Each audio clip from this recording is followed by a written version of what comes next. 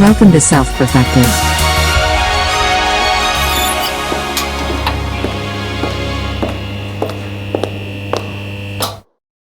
ABHC. You know how they say ABC for always be closing?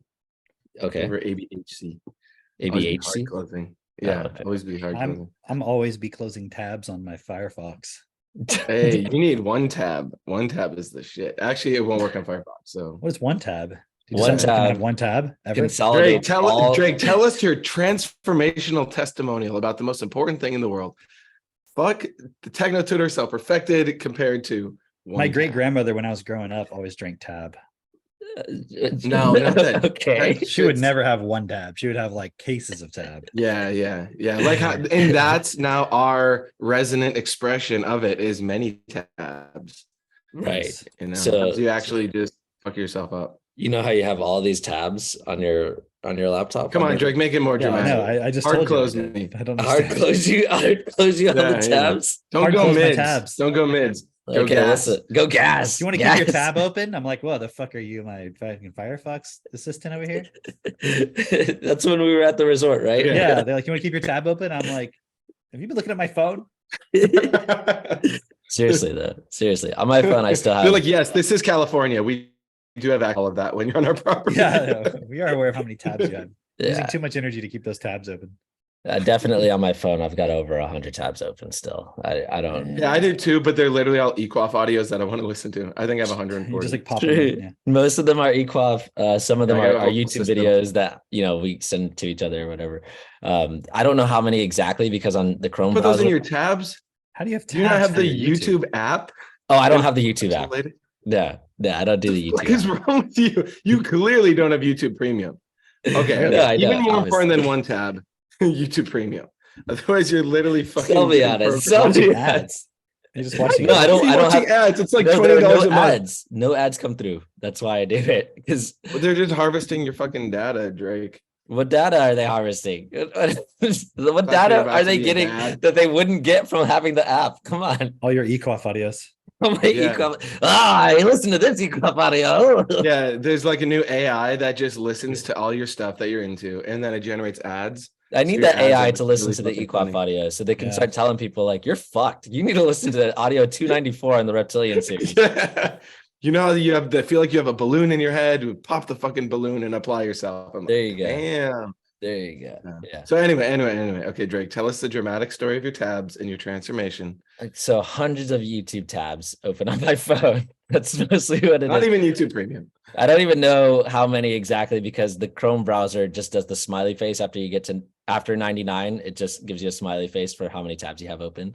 But on my laptop, I have 220 something tabs. But it's all consolidated into this thing that Mitchell showed me called One Tab, where I can keep all those tabs open, but they don't take up any space. And they're all in just one tab that I just click and I can scroll down and see all the tabs in my history. It's really great. Drake spends hours doing it. Spends hours doing Not because he what? likes it. He's just like, God damn, what is wrong with me? Spends hours doing what? You just click the button and then it consolidates it. And then I never look at it again. I don't know why I have these tabs open in the first place. See, this They're is the just there. problem, guys. This is the problem here. One tab actually enables this tab addiction. Wow. Because Wow. I just have to Oh, close no, my no, no. tabs. It's the First off, person. I'm addicted the to taking person. tabs. I Okay. know. Yes, you're a This drug is addict. like, I have been, even before Google Chrome was a thing, I was addicted to tabs. so you're So- right in that it enables person if their starting point is to not change. So Drake, we've been meaning to have an intervention with you, and we thought, what's the ultimate leverage we can get on Drake for his problems? Live stream that shit. Well, here it is. If I was gonna be Comment in the comments transgender, If you're going to be Drake needs to change. transgender, hold on. I want to hear this. What? I would become a female named Tabitha. Ooh, So you that can just do that now, Cameron. You 'Cause can it live was- stream as well. you could always be Just 'cause I wanted to open. Put the word tab in it. Oh, okay. Yeah. All right. Nice. So were we going to talk about something real today? Or Yeah. Okay. All right. I mean, there's so That's many fine. points, man. Yeah. Where do you want to start? Or something? Where do you want to start? Okay, how about we each say the thing that we think would be important, and then we can combine it. Because like, okay, I watched Plandemic 3, and Oh, holy shit. shit, I did holy not watch shit, it. that was Don't spoil it. I didn't. okay. I won't spoil it. Well, we're definitely gonna spoil it. Fuck. But You should have okay, watched you it. already know a lot of the stuff. It's just like the way they synthesize the information, and then the word that it's kind of centered on is like, oh shit. And then they show these clips of Biden just like openly fucking stating, he's like, yeah, what is a good model society? He's like, China. I mean Canada. But you can see where Oh my yeah, I head's remember that one. I'm He just goes, like, China. God damn, it's in and he the meant to open. say Canada, but he's like, What? you can tell when I'm thinking. What? I Yeah, was like, and this is what I It was found really really weird, yeah. fascinating when we were watching that. I was like, that's like, I'm like, wow, okay, it doesn't really surprise me because I've looked at this stuff. But what's interesting is the time in history where deep fakes are not that common still yet. So someone can watch that and not be like, oh, this guy just fucking made a deep fake of Joe Biden trying to Yeah. talk about China. It's like, you know, it's the fucking thing. Dude, okay, so I had somebody come, they were curious about TechnoTutor, right? And then they were having a conversation with me because I was talking about like AI and everything. And they were like, yeah, there are deep fakes of like presidents. And, can you believe they're deep faking all these like politicians looking drunk and saying the wrong thing and slurring their words? I'm like, those aren't fucking deep fakes. Those are your fucking politicians. Like, Can you believe that Keep they faking all these deep fake- politicians lying. yeah. They deep fake these politicians to be able to be bribed $10,000 by BlackRock. Like, can you believe that? It's like, Okay, that I was like, dude, I didn't know they were so fucking cheap. Like we could have been bribing fucking politicians this whole time. AD senator, AD senator, two senators. Yeah. No, okay. So the other thing that I thought was really interesting was that Dave, was it Martin? Is his last name? Martin? The guy who's speaking at the UN, whatever, EU, UN in Brussels. You know who I'm talking Bald about. guy with a bow tie. Yeah, that guy. Yeah, I don't remember his name, but I think you're right. Yeah. He was talking about like basically he was giving the history of coronavirus, and Did you see that one, alert, Mitch? No, not yet. That one was really cool. that one's really good. The one one's that it says COVID is genocide. That one. that's the one. Oh, That's the one. Yeah.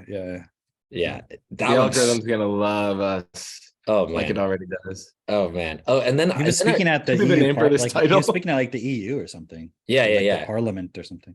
And he was saying like, oh, I was sitting here 10 years ago, basically giving this speech, but now it's not so esoteric. He wasn't giving that speech. He was talking about the potential harms of genetic engineering and modifying patenting. or patenting. Yeah, like biological, basically viruses. Yeah. But yeah, I would definitely suggest people watch that one. Let me look it up. What was it called? Yeah, if you can put it in the chat, then I can put it in the Facebook chat. Oh yeah, it does say COVID is genocide. The biological warfare crime. Yeah, That's the one. Yeah. I just started that other one called "Stunning Short History of Why the World Has Gone Mad," and that Yeah. one seems pretty. I missed that one. Missed that one. But you know what I did catch? Don't worry, it's on some fucking tab on page 4 of your Google Chrome behind the smiley face. You got an addiction. I'm telling you, watch. Listen, it later. I thought you sent me that thing so I could keep all those tabs open. I don't understand. I sent it to you because that way you can actually use your computer. Because like every time you have a tab open, it sucks your computing power. So it's like, oh, Drake, this is my way to help you be more efficient. Little did I realize he would be more efficient at fucking not changing his addiction. It's working. See, that's systems thinking right there. It's like you try and do one thing and you get one result. So you have to be able to have higher vocabulary so you can see the whole system. Yeah, I'm following you. Did you see Drake, this? no, self-leader. No, Drake's just sitting there like, I'm listening, but he's really just closing tabs. Like the fucking punk. If you ever talk to punk Drake and it sounds me like he's as a not listening, teenager. just know that's what he's doing. Yeah, just closing tabs. Just Even if we're in person, I'm just closing tabs in my mind. Uh-huh. Isn't No. that funny? Because it's like how a computer is so symbolic as a representation of the mind. Mm, You know, yeah. like Yeah, you're no, processing information all the time. You're like browsing. I've been reading this book, Cryptonomicon, as I go to sleep. So I only get like 2 pages in and then I'm like knocked out, right? Isn't that You're the like, best way that's to why I fall only get. asleep? Yeah, it is. Yeah. It So is. you're like, that's why I only get 2 hours of sleep every night. No, no, it's the other Now way he wakes around. up and he's like, I need to close some tabs. Dude, He's like, But I it's didn't like close some late to the tabs today. podcast every week. Like, yeah. Drake, am I on the right link? The host isn't here. You're like, oh, Why did you bring up Cryptonomicon now? Because something Mitchell said, I don't know. He Mitchell was talking said, about the computer and the mind. oh yeah. Yeah. Okay. I'm reading this. I really enjoy this fucking book. I really do. It's like it's I'm gonna have to written. read it again because that It's was a written long in a time ago. style when that I read it. really enjoy, where it's like there's history, there's math, there's like just funny events that happen. And like one of the things that I thought was really funny was like he's describing this guy Al, and I'm like, I already knew who. Like as he's describing him, I'm like, oh, I know who Al is, right? And then the guy's like, can you call me Alan? And I'm like, yeah, I really know who this guy is. And then like they're talking about all these mathematical principles, and then like the way that it's described of like how this guy's like, so anyway, they're talking about the Turing machine, right? They're talking about See, the like, Turing. now, if you didn't know who Drake was referring to when he said Alan, you did not pass the Turing test. You did not. Sorry. Yeah. But then they're talking about like, what is a Turing machine? And it's like, could the brain be a Turing machine? And like, that debate and all of that. And then the really funny part to me was just when they start talking about Alan brings up this thing about like some convoluted idea to deal with penises. And Lawrence is trying to understand if he's one of these people, and he decides he's not one of these people. And Alan's really just like so appreciative of how grateful he's how easily he's taking it, and the patience that he's had with him, and sorry to bother him with all of this stuff. And Lawrence is just like, okay, whatever, like. And then the next day, a new guy shows up, and they're riding bikes together. And I was like, oh, that's hilarious, because He's like trying to tell him he's gay. exactly. Yeah. But like, it was funny to me, and like, I'm telling Christine, like, this is hilarious, and she's like, I didn't get that part. I'm like, because Alan Turing's gay, and she's like, oh, yeah, it's a fucking hilarious book. I love this book, but it reminded me of like what you're saying as far as, because they keep making reference to these are the most powerful computing machines if you don't include the brain. Like the most interesting machine in this room is this thing if you're not including the brain. And they keep making reference to that because what else could we describe the human mind with, really, of just like other than a computer? Like we are constantly computing, right? We are constantly making judgments. Like even when you read the Metamorphosis of Prime Intellect, and they're talking about how they're looking at the inner workings of prime intellect, essentially the machine that's allowing for that to all take place. And if you haven't read the book, go read the book, right? Right, but now, stop, read the book and come back. Yeah, Don't leave it in some podcast will open still tab. be here. Yeah. Leave this as an open Leave the tab open. Yeah. Open up a new tab. Clearly, we have It's the title online for this. free. Yeah, you can Dr. find the Williams' PDF. website. But anyway, go read that book. But they're talking about how like there's constant weighing of, okay, if I make this decision, how is that going to affect all this over here? And this outweighs that. And then there's a balance here of what keeps that world in place, right? And that's constantly happening within our own minds. We're weighing one thing over the other. But if in our own minds, like the weight that we give to one thing is off by any measure, but especially like in today's world, it's off by a lot.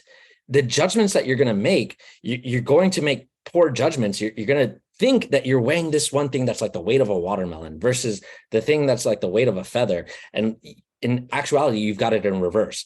And I'm saying that like I make it more practical. It's like I still run into people, and I'm dumbfounded by this, absolutely dumbfounded. I still run into people who think COVID is like a real thing. And I'm like, wait, what? like, like, oh, I just got COVID. I'm like, are you serious? How? what are you talking about? What do you mean by that? you know? And it's funny. Like, yeah, like flu-like symptoms, you know? Exactly. Exactly. And who was I talking to? Okay, so this weekend I was talking to somebody at our clubhouse, and they were like, they were talking about this Dr. Jennifer something. I don't know. But they were talking about this doctor who, she was basically breaking down disease and saying, I gotta get that, whoever it was, I gotta get them to send it to me. But they're saying she was breaking down disease and saying how every disease is, there's only like a few diseases out there, but they just keep getting renamed, right? And I've definitely talked about this with like Kristen before and things like that, where it's like, okay, yeah, polio was already like on the decline, and then they came out with the vaccine. Like after it was like already like it was, you know, basically eradicating itself. And then whatever was left of it, they just changed the name of it to some other shit. Like, I don't know, multiple sclerosis, or I don't know. I don't know what the other names for polio were, but they basically renamed it to something else that has the exact same I think it was symptoms. like Ralph Lauren or something. Yeah. Yeah. That's it. Ralphio They just Laurenio. rebranded it. That's it. Yeah, That's it. Ralphio Laurenio. That's it. Right. So, but anyway, and then I started bringing up that point of like, the same thing happened with like AIDS. Like we listened, you know, before, or I think we may have mentioned it on the podcast before, about how in Africa they just call everything AIDS. You died of like, literally, you died of pneumonia. Oh, you died of AIDS. And it's like, wait, what? Because in the hospitals there, they get more money if they say you died of AIDS. And so literally everything has become AIDS. And so when you think of Africa, you're thinking, yeah, that place is rampant with AIDS. Like, but the actuality is it's just written on paper. And so this person at the clubhouse was saying, like, it's interesting how what's written down with words literally becomes the law, literally becomes the thing that guides the entire society. Right. And he was making the point of, with the renaming of all these different diseases, just allows for the pharmaceutical companies to continue to pump out more drugs because it's a new disease. Oh, and this and that, whatever. And you know, obviously that's what we have going on with like the coronavirus. I don't even know, like whatever you want to call it, right? It's like, it's just going to get rebranded. The same thing's going to happen again with a new name and very similar symptoms. And like, oh, we need. They did it a lot with the flu already. Like before coronavirus, it was always the flu and the avian flu and the swine flu and the bird flu and the whatever flu. And it just kept being a new one. And then now they have another thing. Which is super interesting because I think the reason why that didn't really catch on is because it just has the word flu in it. And so people were like, it's the flu. It's okay. It'll fly away. It flew. See? You know, that maybe like that's what they did with autism. It was like, now it's just trans. You know what I mean? It's like the same, I'm serious, like the same basic turmoil inside a person just becomes like the next thing and the next thing. Yeah. Okay. I don't know if you remember this, but I used to be like you were a witch. Sorry, Mitch, go ahead. You're a witch. I don't know, like back in the day or whatever. They're like, oh, this person's a witch or whatever. You're like, they're like evil spirits or some shit, you know? Yeah. They just rebranded it. I can remember back in like fourth grade when my parents would watch 60 Minutes every Sunday, so I was like, made sure I was up to date with the world and, all the happenings, the brainwashing. All you need is 60 Minutes to know everything you need to know. That's it. Given to you by mainstream TV. And I remember the episode they did. Do they count the time when they're playing the ads? Does the clock stop they ticking? Do. Yeah. No, it keeps ticking. It keeps going. Then you come back and it's like, that's like, so genius. It puts you in a fucking trance. Wow.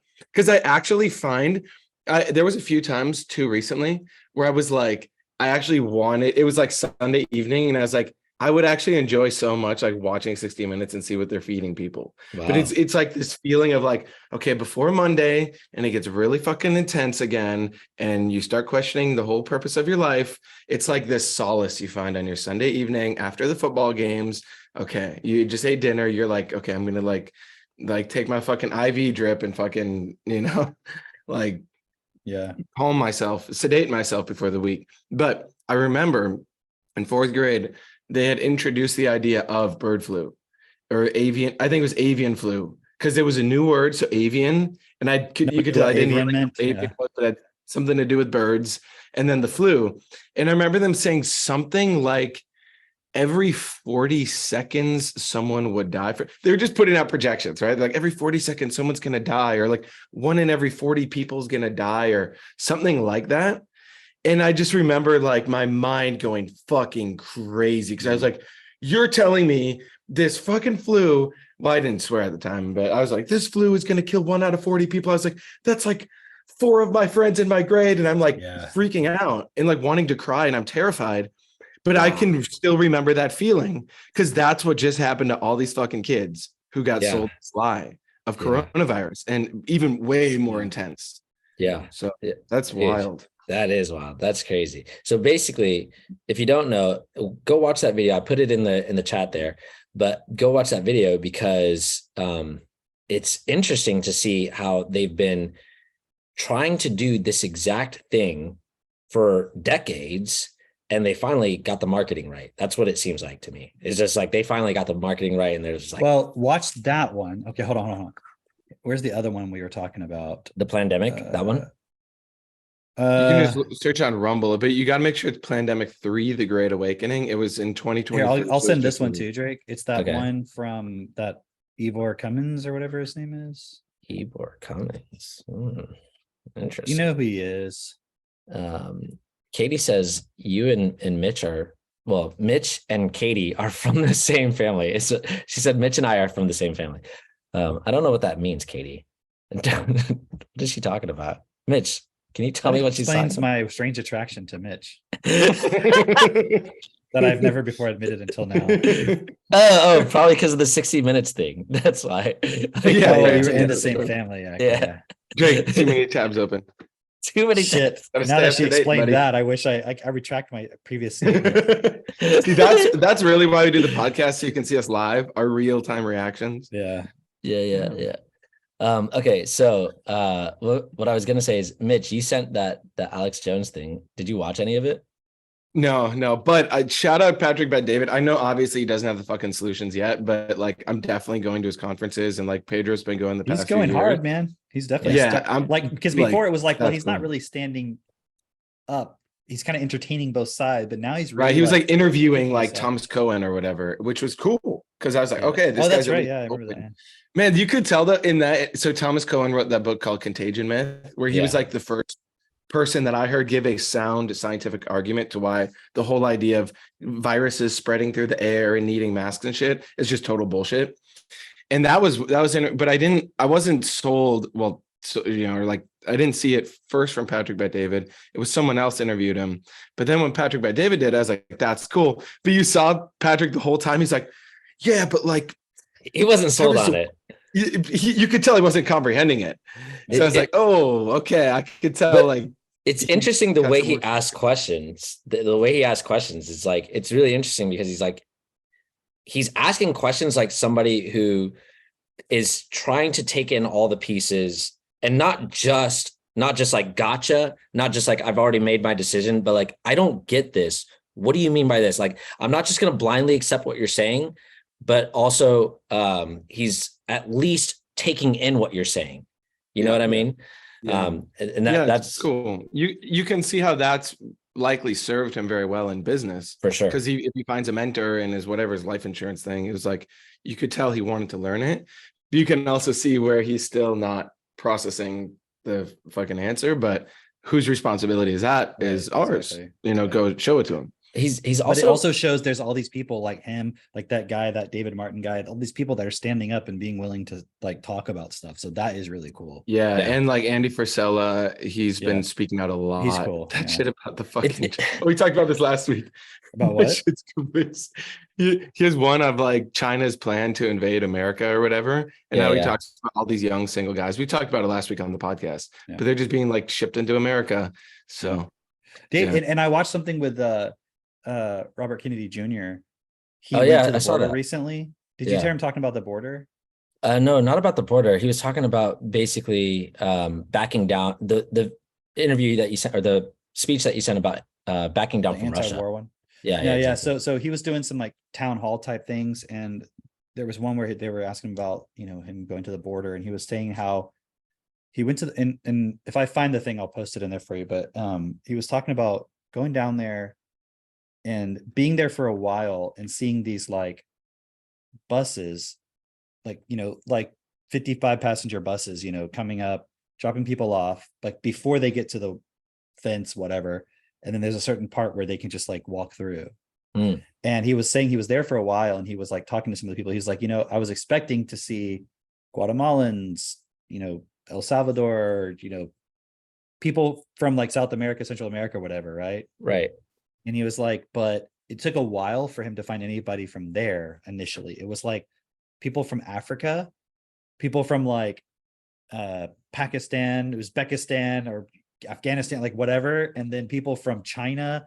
It was like, Mm. and then he met some people from like Guatemala or something, you know what I mean? But he was like making this point of it how wasn't even like wasn't- primarily Mexicans. no, it was Yep, not yeah. primarily Central South America. No, it was like, Wow. and he Which said is it was like what- hundreds of people a day or something. Which is what Trump was saying, like back when he was first running in like 2016. He was basically saying like, yeah, which granted, he said they're not sending their best. They're really not. They're not the best. Yeah. They're not the They're not, best. they're not sending the best. They're not sending their best. Yeah. Some bad people in there. And then they're Really like, bad oh. And then, hombres. do you remember when he said this? And then the next day, CNN was like, Trump says all Mexicans are rapists. Yes, I do remember that. I was like, because I remember I had watched that speech, and that was when the light bulb went off for me. I was like, holy shit, they don't want this guy to win. Yeah. Like, Yeah. really, they don't want him there. It took me a while to figure that out, like actually, because I didn't see it happening. I didn't watch that speech and then see CNN say that. Yeah. It just It happened was- to be that's when I started watching. Yeah. For me, it was like I knew Trump was going to win because he was just getting all the attention. Like it was, that part was obvious to me. I was like, this guy's getting all the attention. He's definitely going to win. And Yeah. I remember my friends getting upset with me saying that. It wasn't like I was saying I wanted to vote for him or anything like that. I was just saying he's going to win. Like I'm That's just, why it was so obvious about the past election. Hmm.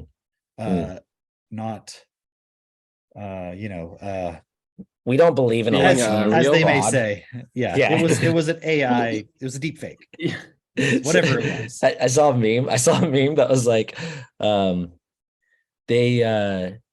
they cheated the last election. Better vote those guys out. like basically, like That's funny. yeah, That's a good one. yeah. But it was, again, it was Yeah, obvious. I'm- It was like everybody was like, you know, whatever.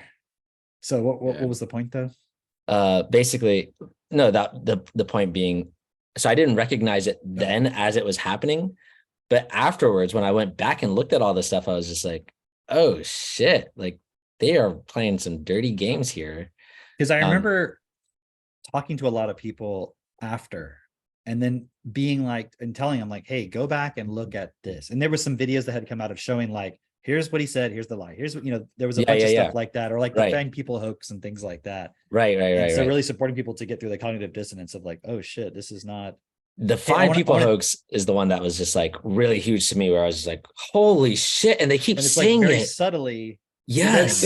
And then I remember in the debate, the first one with Trump and Biden, Biden's opening thing was he's like, imagine racist people spitting vile racism and all this. And I was Right. like, Veins throbbing. He kept saying that. Yeah. yeah. It's like, damn, that's so okay. It's This is literally what him I'm every time anybody from the press asks about Hunter Biden. Yeah.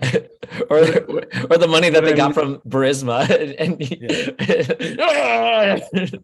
I want to tell you this story real quick. That was interesting. Like, I went into Marshall the other day with yesterday with Max to do some stuff, and Katie took the other kids somewhere else. Yeah.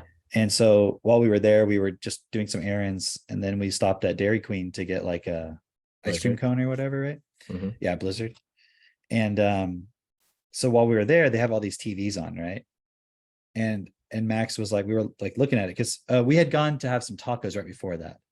And then we were watching like the football game, and we were discussing like there was a UFC fight and a football game playing, right? And so we were watching both and talking about it, right?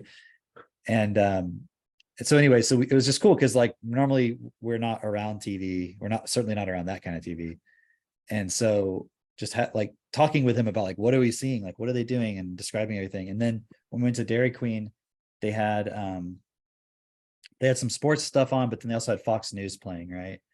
And so we were looking at the Fox News, and it was all about the Wagner Group thing going on in Russia and all that. Oh yeah. And it was cool because I was talking to him about the war and my perspective on like why it's really happening, and because he had this idea. He always tries to come up with a solution anytime we talk about a conflict. He's always like, well, I would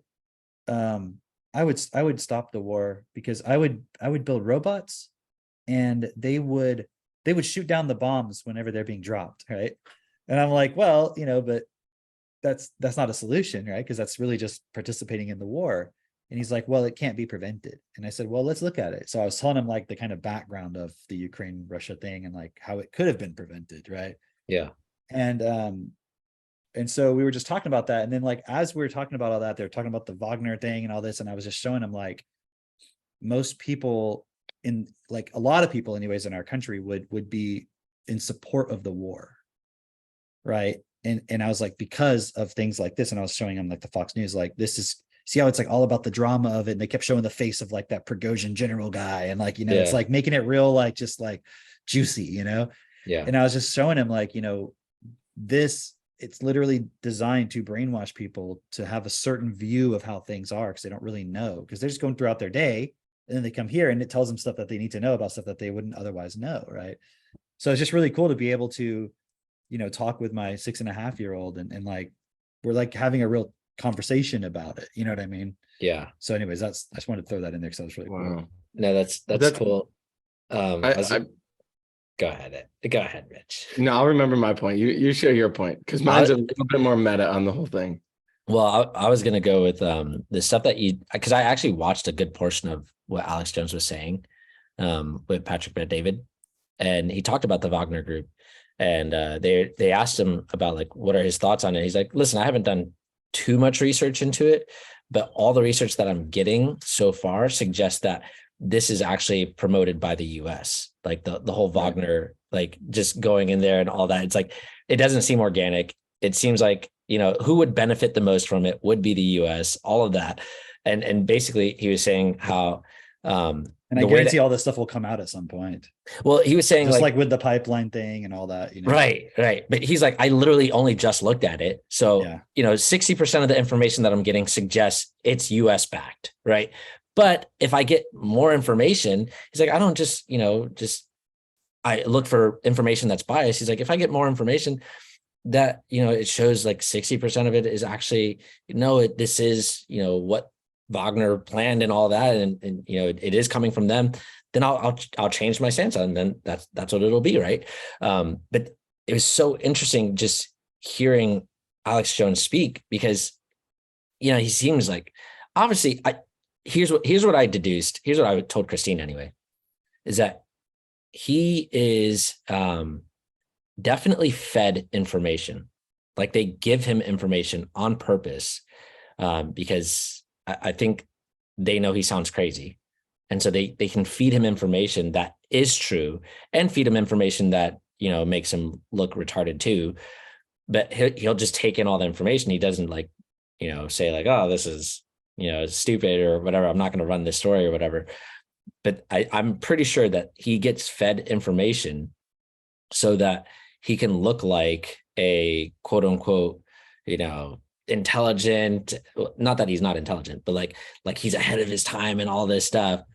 But then he's used as sort of a piece to just go to the main public. Oh, because here's why I was bringing this up. Because he says, I don't know why we still call Fox or CNN or any of these media companies mainstream when shows like Joe Rogan or Patrick Bet-David get way more views True. than any of these things. He's like, it's literally just like, if we continue calling them mainstream, he's like, it's literally, they're just a disruptor and they're purposely lying. Well, to it's you. like it's the same thing as using the word conspiracy theorist. Yeah. Where it's like you just automatically discount it. So by calling Fox News and stuff mainstream, even though it's not anymore, we're Your still inclination calling is it the legitimate source. Right. And he's like, and literally they lie. They laugh about lying. You've seen them be called out on their lies, and they're just like, it's okay, whatever. And he's like, if I had a neighbor that lied to me once, I'd go, that guy's a little weird. But you lied to me more than 2 times. I'm like, I'm not talking to you anymore. Like, why do you keep tuning in to this bullshit? Think about it. It's like that feeling that I had with my parents watching 60 Minutes and that tick, tick, tick, tick thing. It's the same thing. It's like, oh, Fox, but Fox, CNN. Gotta have it on. It's like that feeling of safety. Like, what if you went into a restaurant and they were literally just like playing like, Patrick Bet-David podcast, or like that'd be insane. Even Joe Rogan, or just something like, not from Fox or CNN or something. Yeah, how cool that'd be. It's always sports and then like the news channels. Yeah. Right. That sports shit is you see grown ass men watching a football game, like, okay, Terry, I'm down by the sidelines with this, or there's like some woman like super proud, like, I am here at the 50-yard line and it's blah blah blah blah. I'm like, this is your fucking life. Yeah. Like, your one fucking precious life, and you're just a little pawn on some retarded fucking college football game. Like, come on. So yeah. To me, it's sort of like it's like mashed potatoes, right? It's like you can have like mashed potatoes with any dish. It's a good side you can bring with you anywhere. That's why it's always on the screens everywhere. Just like football and fucking Fox is like, it's mashed potatoes, it's rice, it's the side fucking dishes that aren't gonna offend anybody. That's what I was thinking too, because like the risk if you're a restaurant is that if you play something, I don't know. It's just it's mashed potatoes. You're right. I mean, that's a really good way of saying it. It's because like you can't get in trouble for playing that. Right, and they don't care, I guess, at least as much about any sort of educating of the people. It's just, hey, let's like a Dairy Queen's just like whatever keeps the person pacified, right, and just buying our shit. Yeah, exactly. They're not thinking about right. They're not thinking about my 6-year-old. So I've been thinking about this, and in line with everything we're saying is, so the World Economic Forum has these things called global shapers, and it's these meetups. Or, well, really, a global shaper is like a young person in the world that is getting indoctrinated into the World Economic Forum. And they have these meetups all around the world, I guess. They're called global shapers. And I found one on Facebook, actually. I had heard about this for a while, and I found one on Facebook that was like in Minneapolis. So I was like, okay, I'm going to go to one of these. I want to see who's there and everything. And what's funny is the day of, I had like a bunch of other meetings pop up, and I was like, okay, do I want to go literally drive like an hour and a half to get there? And then so I called them. I found the number and I called because I was like, hey, is this meeting still happening? Like, I don't want to go potentially drive fucking 3 hours just to go to something not happening. And they're like, oh no, it's not happening. I was like, what? Okay. So but no one posted anything about like, oh, the event tonight is postponed or anything. But I was looking at that.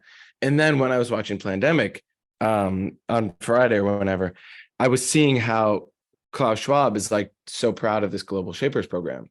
So I was really looking at that word shape. And the first definition I was looking at it here is, as a verb, shape is to shape or influence or give direction to, which is pretty cool. It's like it's pretty genius. And I don't remember if it's official, but I know that a phrase that the World Economic Forum has been throwing out is they call it the Great Narrative. Now it's beyond the Great Reset. Now it's the Great Narrative. And so it's this whole thing where it's what Fox News, CNN, all these different groups are doing.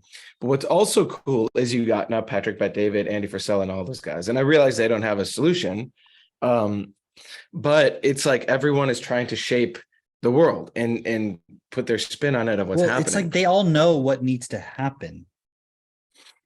It's just Right. that in itself, it's like if people can't process it, if they can't, if individuals can't understand, then the idea of, like, for example, Andy Frisella saying, like, it can't just be me saying this. It's like, because people say, like, oh, I'm so glad you're out there doing everything. He's like, dude, you do it. Right. But the problem is with the way education happens in our world, it's like, that was another point that I thought was really cool. And I can, happy to come back to what you were talking about, Mitch, but just to add in here real quick, is like this point of, all of us, all three of us come from average backgrounds. Like, we're not, like, did you guys watch the, well, sorry, Drake. I am not average. I know am a you're- prince of Nigeria. Excuse me. Did you guys watch that Rothschild video? Not yet. No. Yes. Yeah. Yes, I Can, did. can you post? Because I think Avery was talking about that the other day. I definitely want to know what he was. Oh yeah, referring to. because I don't know if it was posted. Yeah. Do you I have it, got Drake? you. No, Okay. I don't. But Drop that link. You can look. Yo, it. this It's podcast called, is rich. Do you know what it's with called? links. Or you Yeah, have it yeah, somewhere. yeah. You just got No, I watched it, and it's. I watched history on the Rothschilds. It's to, cool. like, know It's not a conspiracy video. It's not like this is how they rule the world. It's more like one of those lifestyles of the rich and famous, like that kind of, look at all of their yachts and this and that. And also, like, the way the guy pronounces words is very weird sometimes. It is. Notice that? I- It's like I he's got thought a so very too. clear American accent. But then Yeah. there'll be a certain word at the end where he says something. Like, I'm like, is this guy foreign? perhaps Or- Is it- it just a fucking AI?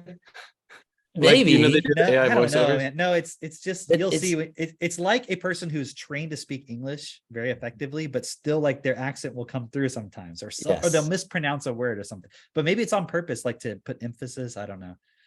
It's You got us talking about it. Damn. Exactly. So, but anyways, it's really cool because he talks about, like, the part that you probably won't normally hear when you just go into all the conspiracy stuff. Actually, I learned a lot from listening to it. Yeah. About, like, the original Rothschild guy who then had a bunch of sons that he sent out into, like, the different financial districts of Europe, and, like, had them go and, like, establish themselves and then, like, start building wealth and over generations. It's really fascinating. Yeah. But then looking at how he even says it in there, like, that they initially, those sons, he had them marry, like, first cousins, second cousins, things like that, because they wanted to keep it in the genetic line. Yeah. And it wasn't until much later that they started branching out and marrying like other, Royal families and, like, royal people with a families, lot right? of money. Like, one of them is married to, like, The Hiltons. Vicky Hilton, Yeah. and, like, things like that, which they're obviously not just some random people, So, but the point just being, like, of how, if you listen to, what's that audio from Bernard where he talks about, Networking.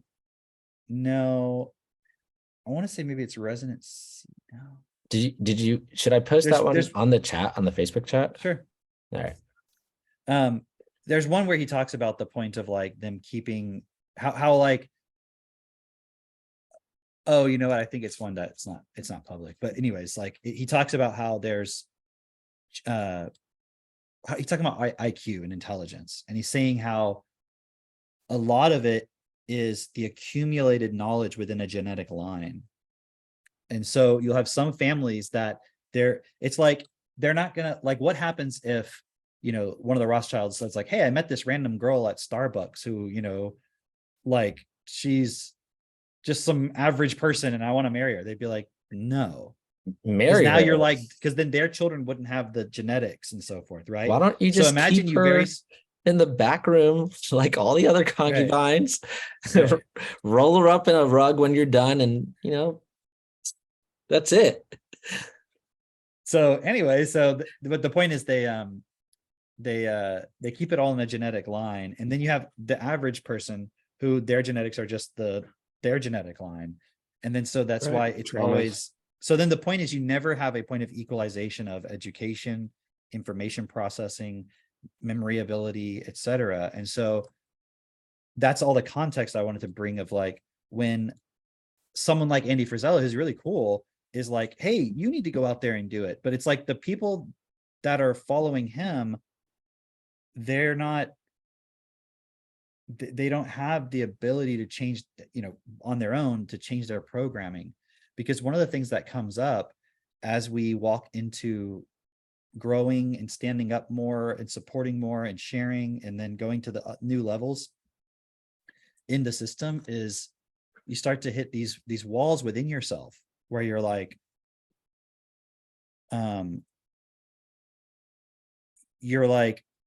oh, I'm not supposed to go beyond this point. And you may not consciously think of it that way, but it's like, I'm not allowed to go here. It's like, it's literally like you're going to the club, and like, imagine Snoop Dogg goes to like you and Snoop Dogg walk into the club at the same time. Okay. There's a VIP section. Are you going to go like, oh, I'm just going to go over there and start talking to Paris Hilton? No. But Snoop Dogg's probably like, hey, Paris, like it's like he's allowed to do that. Do you know what I mean? And it's a silly example, but it's like making money, building business, doing all these things. It's like there's a point where you have to now really transcend your who you are and what you were born into, like your position in society, the timeline, the grid line that Bernard talks about, resonant seed, not the timeline, the grid line, and go to that next point. And just thinking about it isn't enough. And so that is the missing point, that when we say things like, oh, Patrick Bet-David doesn't have the solution, Jordan Peterson doesn't have the solution, I don't say that from a like they're just an idiot. Like, no, I respect them in a lot of ways. Like, they're standing out, they're speaking out, they're using what they have. And there's cases obviously where I disagree, or I feel like they're totally going along with things, whatever. But they're also in the same point as everybody else, which is like changing your programming actually to go outside of what the system programmed you. And when I say the system, it isn't only after you were born. Do you know what I mean? Because like the system is what, thousands of years old. Why would it only be after you're born? Well, meaning it's not just what you learned in school and the way you were treated. It's also the system, the accumulation of your genetics, history, like everything that's occurred up to this point. All of that was the system that has programmed you to this point also. You know what I mean? So it's not just so. So on that point, I just watched this video with Dr. Shiva, who also does not have the solution, but he's really intelligent person. He's building a network. Yeah. And he was talking about the swarm. Have you guys seen this video where he's talking about the swarm? I haven't seen it. I keep getting targeted with it on Instagram though. So I have it's a good one. On my watch later. Not in the fucking tab. A good little 15-minute video. But he talks about basically how all these people are interconnected. It's not just one, like this one group rules the world. It's all these little groups that are all very well interconnected. And we already know this, but it's like, the FDA who regulates this, industry or whatever, or, the FTC who regulates this, whatever, whether it's the pharmaceuticals or whatever, they're constantly just like, oh, okay, now I'm the head of this state or this department here. And then I regulate you, I give you some loopholes, and then I come and I'm on the board of this company and I get paid $100,000, $1 million, a year or whatever. And I don't have to do anything for the rest of my life. And it's like, all these people are interchangeable, and they're like, you have all these people here in Hollywood, you have all these people in the government, you have all these people in NGOs, you have all these people who are in this class and that class. And then you've got the people who actually, push this information to the public. And he just created a really nice diagram of how these people are able to influence the vast majority of people. And he's like, they don't care. They really don't care if you support a woke company or an anti-woke company. But the fact that you are choosing, oh yeah, anti-woke, here are the anti-woke establishments that you need to support. It's like the fact that you're making that choice creates a division within the people. So you're never going to work together to then topple over these people who are, or the system really, that you're allowing to govern you. Did you see, did either of you see the speech that Putin gave yesterday? No. He gave it was like a 5 or 10 minute something speech addressing that whole Wagner. Do you know what the context of that is, Mitch? The Wagner thing? Not really. I just heard a little bit. Because I could see Drake knew about it, but basically the gist of it is that there's like a private mercenary army within Russia called the Wagner Group, which was fighting for Russia. It's like works for Russia or whatever. And then they decided, you know what, we're not going to go along with this for whatever reason. And they started marching and driving towards Moscow, and they're like, we're going to take over the Kremlin. And so that's what happened like over the past couple days or yesterday or whatever, right? Mhm. And it was suddenly like the top story everywhere. And then suddenly they stopped, and then there's rumors that like Belarus negotiated them to stop, or I don't know exactly, but basically they were like, we're not agreeing with Putin anymore. Okay. So there's probably a lot of context there, but anyway, so then Putin came out with a speech and said, you know, this is a criminal, rebellion. It's, not acceptable. And anybody who's doing it deliberately is going to be punished. There's no way they're going to escape consequences. And anybody who just got swept along, I suggest that you stop. And he said, he's like, the way he phrased it was really interesting. He said, like, we, meaning Russia, is like fighting for our existence as our culture, our nation, our sovereignty right now. But he said the entire West is against us. And he said that this is not the time for division, for us to, have, like, he's like, and he talked about like in the early 1900s, there was at the end of, or in World War I, Russia lost because there was a rebellion, very similar point.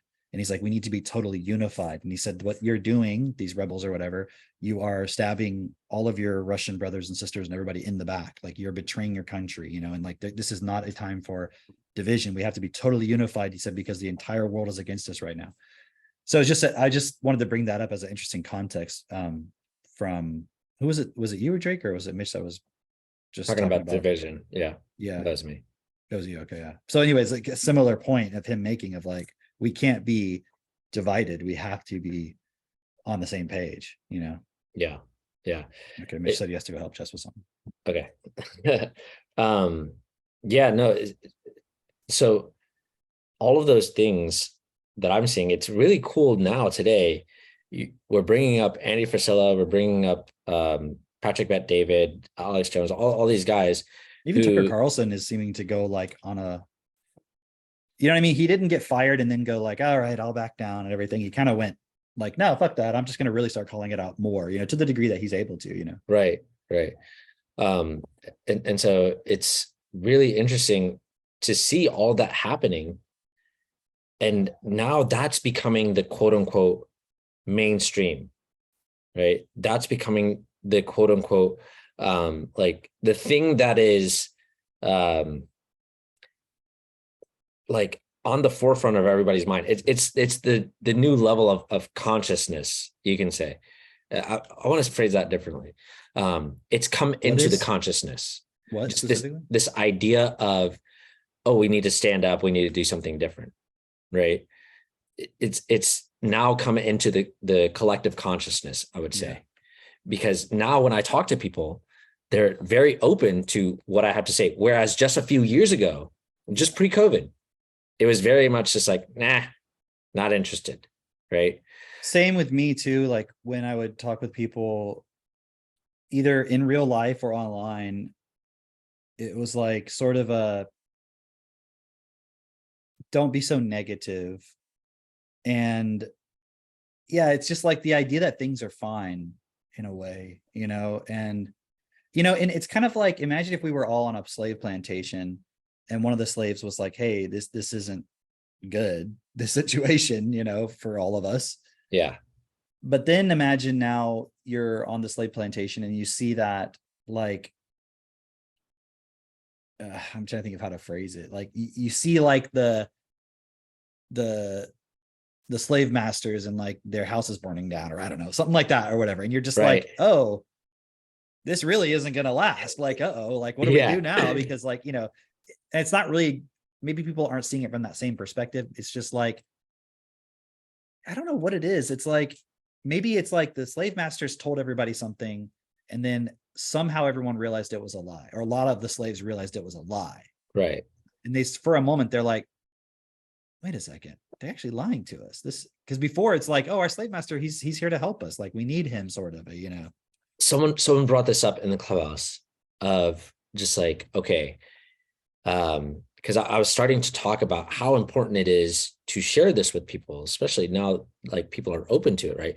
And they brought this up of, yeah, but what comes up, and it's a really young person. They were saying what comes up as an objection within my mind is, but I'm going to have to sacrifice, right? And I just found that really interesting because I'm like, sacrifice what though? Like sacrifice your idea of what life is supposed to be like, which is actually just bullshit. Like, well, that's the problem, is like what we think we're sacrificing is actually the thing that has to be sacrificed, because it's not real. Right. What was I listening to on the way up here? I'm trying to think real quick. The guy was talking about something being a delusion. Trying to remember what it was I was listening to. Whatever it was, they were just like, you know, how is everybody going along with this? Well, anyways, okay, I'll think what it was later. But yeah. So okay, the point that I wanted to bring in here with this is that somebody else brought up, when this point of sacrifice was brought up, how they had been talking to a bunch of different young men, and all of them who are not connected, they don't know each other in any way, have the same objection of, or at least the same talking point, which is really interesting, of you're not meant to work. Your life is not meant to work, which is so interesting and so insidious. Because what does that mean? So basically what they were saying is like, they're seeing the point of working a job and being like basically enslaved to a job and doing something that has no value, and seeing that point of, I was not meant to just work this job for the rest of my life, but it's been perverted into, you're just not supposed to work. And, you know, I can relate to that. I've been there too. And I remember, especially when I was younger, obviously, like, oh, like thinking exactly that same point of like, we shouldn't have to work. And I had that for sure. But now it's like, it's when you are doing something that you actually, for myself, I always use this example of, because living out here in the country now, there's so much stuff that has to be done, like mowing grass, things like that. Like when I was a kid, I hated that kind of stuff, you know, and I resented my dad for having me do stuff like that. Right. Know? Yeah. And I'm not saying I'm glad he did, because it taught me anything. Like it didn't. You know, it's not his fault, but you know, he wasn't able to communicate with me why we should do it, and I couldn't process why we should do it. Right. But now, well, it's a responsibility that makes sense. You know, like for example, mowing the grass around the house, so that way you can see if there's a snake easily. Yeah. You know, something like that. So the kids, there's not snakes potentially when they're walking around. Also, like it's just nice to not have the grass really high. Yeah. Where you're kind of immediately walking around, for example, just a simple point. And so it's still the same amount of work, but it doesn't feel like a burden. And I think that's the point, is like we've associated labor with like undue burden. And I remember there's a really great blog. I'm sure I don't know if you remember, I'm sure you do, but there's one about giving birth. Oh yeah. You know what I'm talking about? And C-sections. Yeah. I was talking about that. Maybe are you looking for it? I'm looking for it right now. Okay. It was about C-sections, and it was using the term cesarean section, and explained like that means from Caesar. And it was talking about something about that. But there was this point about the cesarean section being about skipping the labor of giving birth. Yeah. And it really just, to me, I related to the point of like wanting to skip the labor part, you know, and looking at there was another blog I was, because, you know, I like to go back from time to time or pick random ones and read them again. And there's another one talking about apocalypse, and how apocalypse is always this thing that happens kind of randomly as a side effect of something. Yeah. Versus the work that it requires to actually build something. Like perfect example, I think, would be like, think of all the labor that's required to build a house, right? it's not a thing that just spontaneously starts, it pops into existence. Yeah. Yeah. But a tornado can randomly come along and blow it down. So like your house is there, it's been there for 20 years, and then suddenly it's not there one day. Right. That would be like an apocalypse point, right? Right. And the tornado is a side effect of the weather patterns and all this other kind of stuff, right? But then looking at the labor that's required to rebuild it, and that it takes time to build something, right? And so the sort of, I think there's 2 points together, well, including the point you brought up of the not wanting to work. So like young people in our world, we're put in school, we're put in front of TV, we're taught to just want to buy stuff and to get our happiness specifically from consuming and identity, right? Which is really just the identity of consuming. And if you think about it, even all the trans stuff, all that stuff is just a consumer identity point. It's really all it is.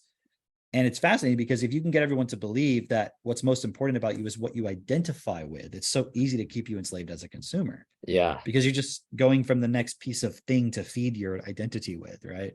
Right. Rather than what am I here to give? And so so as a young person, you're growing up in a world where you're not seeing any point of why you should give. And then, okay, so, and I'm speaking really from the first world perspective. So now you're reacting to like, I don't want to fucking work. Right. I don't want to work. And then the other point is,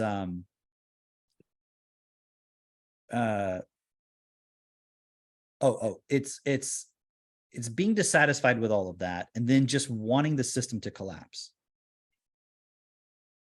You know what I mean? Yeah.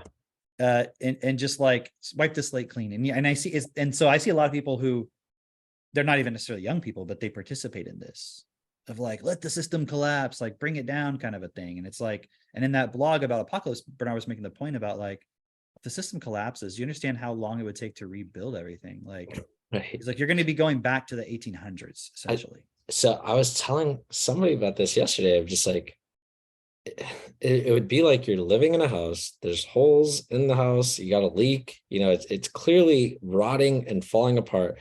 And you're just like, fuck it, let it collapse. And you're like, okay, but now you're not going to have a fucking house. You're going to be outside. Right. And it's like, why don't we just build a house alongside this one? And then we can move into this new house, and then we can watch this one collapse. Right.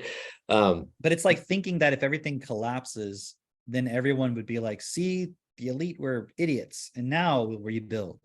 But it's like, the ironic thing about it is it's the elite's activities right now currently is the only thing that's holding everything together. There is no system otherwise. There's not like, oh, they're just distracting us from the real system that's here, like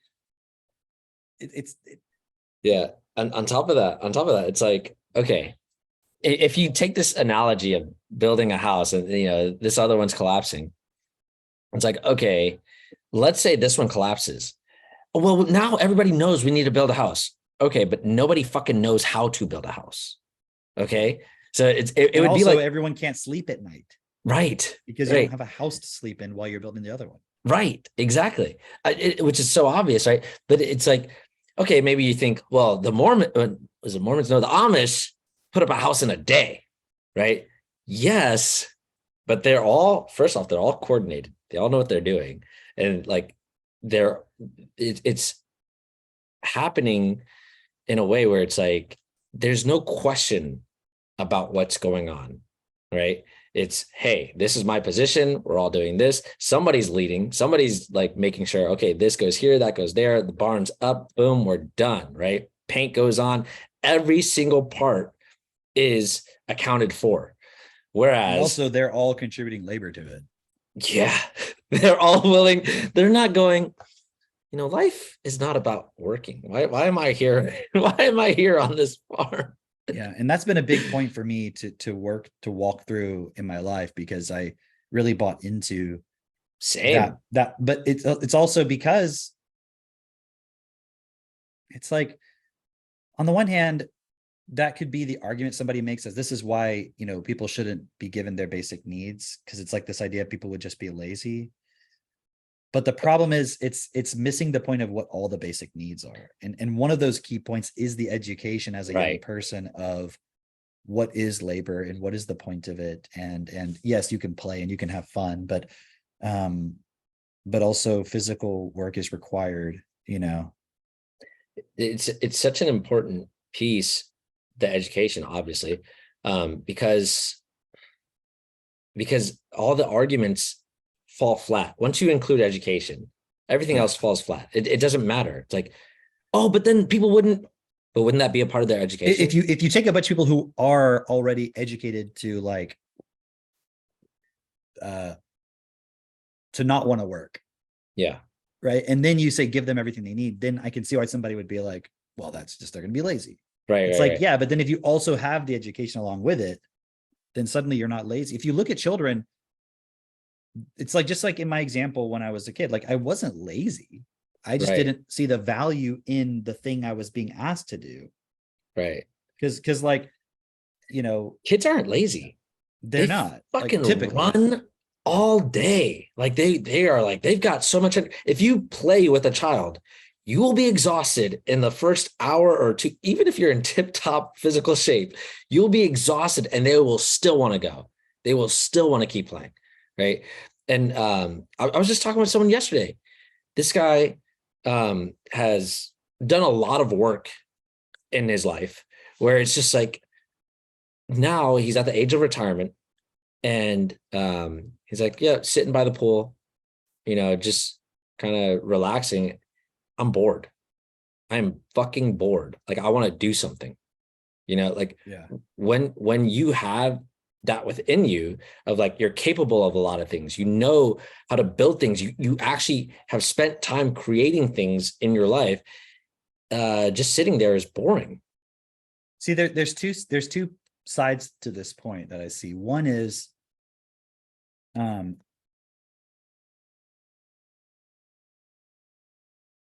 like someone like that, right, wants to relax after they've done a lot of hard work. It's like, you need to relax for a moment. Okay. But the person on the other side who's not doing anything, who just wants to relax, it's because they're trying to escape from like emotional or some kind of suffering inside of them. Yeah. And so it's hard for that person to understand the other side. Yeah. But and again, just saying, well, that person's lazy isn't effective, because you have to look at the reasoning why they're in that state. Right. And it's usually some point of accepting it's like, you know what it all comes down to is like fear, because of total uncertainty of like, what is the point of anything? Yeah. You know, like, what is the point of anything? Because, and then the fear of like not knowing that, and the uneasiness that comes from that doubt of like, where's this going? Like, what's the point? And I don't, and then so what happens is that becomes like an internalized point of just like anxiety, fear, stress, where then it's like, you know, and if you've ever been depressed, it's like, you don't want to do anything. And it's not because you're lazy, it's because you've created this ball of energy inside of you that's just like, I feel so bad. I just don't know what to do. I just want to sit and like, I hope it will go away. And that one's really tough, because it's like, you can even, okay, what's the point of doing this? Or what's the point of anything? You can go, well, I know I'm here to create a world that's best or whatever. But even like with the individual pieces within it, you can still have that point of like, am I just wasting my time with this? Is this the waste? Am I supposed to be doing this or not? Or, you know, like, how do I get there? And if each individual piece is like that, you're still going to have the collective effect of what's the point of anything? Yeah. It's still the result is going to be the same. You may think, well, no, I've subscribed to this. And I'm just sharing this from the perspective of like, okay, I know there are people out there that agree with us, right? But maybe they don't yet see, and I'm not saying that they disagree, but that they don't yet see what are the steps to actually creating this in reality, even for themselves of like, okay, I get it. It makes sense. I want to be a part of this. I want to do this, but how do I get myself to create that within my community, etc.? You're facing the same point of what is the point of this? Or you may be facing the same point. I don't know. You may be facing other points as well. But if you have that point within you, it will be the same result as what's the point of anything. That's what I'm saying. But that's also, again, why like I saw a really cool somebody posted in one of our groups the statement. I don't know if it was from Bernard or if they were just stating it for themselves, but it was about self-judgment. Do you see that from William? Oh, yeah. And I don't remember if that was a quote from like something. Well, I know he's been going through the EQOF stuff. So yeah, so probably it's either something he realized or whatever. It doesn't matter. But it was a really cool statement of like that point of self-judgment. Do you remember what it was? Let me. Yeah, I'm looking at it. Point. It said basically, hang on.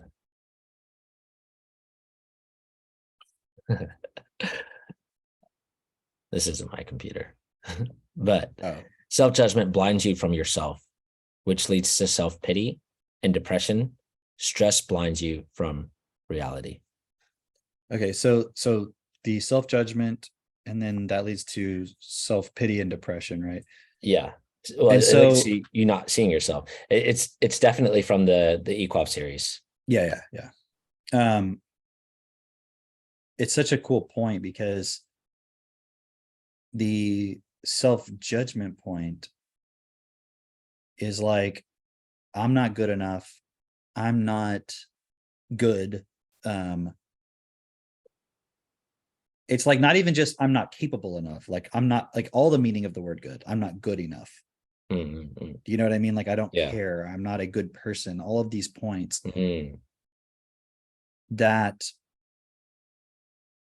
is really, it's interesting. It's like, it's just language. It's just words within ourselves and definitions. And then we are feeling something. And then that becomes the self-pity of like, oh, poor me. Like I'm like, really think about it. Like I'm telling myself because I'm accepting it, that I'm not good enough.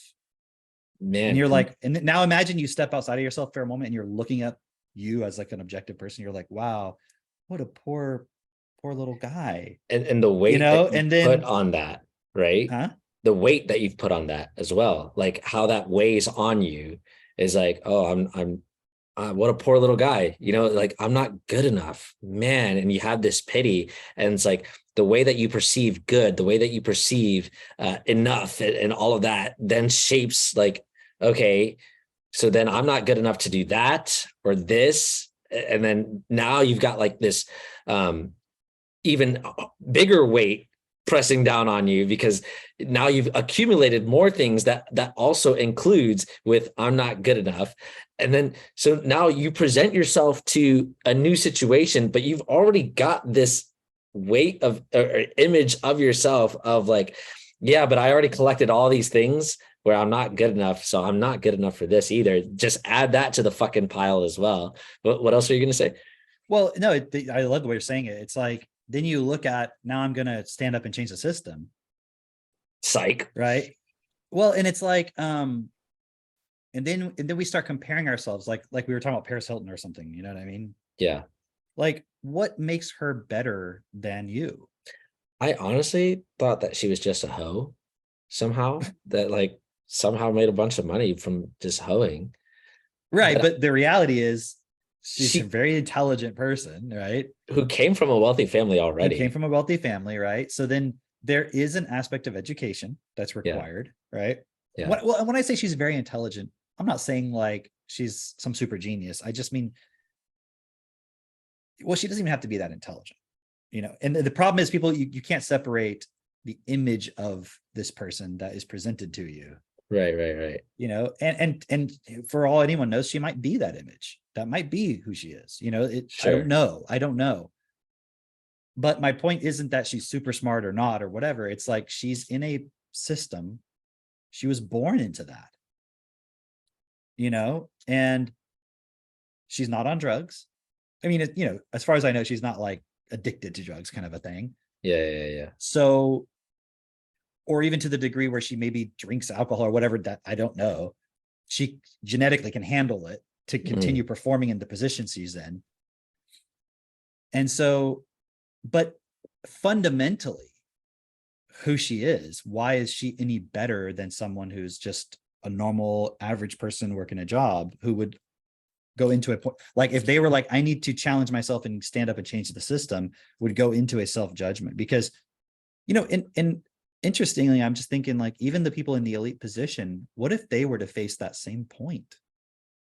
Which point specifically? Well, like imagine you're in a very elite position, like super elite, like, you know, you have access to hundreds of millions, billions of dollars.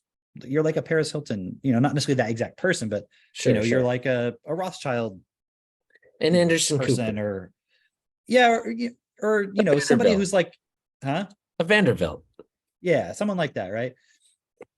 Now you're like, let's just say for a moment, you were like, you know, this is not best, the world the way it is. You're not necessarily just being like, oh, my family is fucked. Like you're just looking at around the world and you're like, I can see things are not best. Like, yes, I'm in a position, my family controls a lot of wealth, like, but you know, it's at the expense of everybody else. And and if everybody were equally effective, like we wouldn't have as much wealth and power as we have, or other people I know wouldn't, right?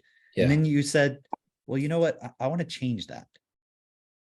But don't you think that that person would also go into the same self-judgment?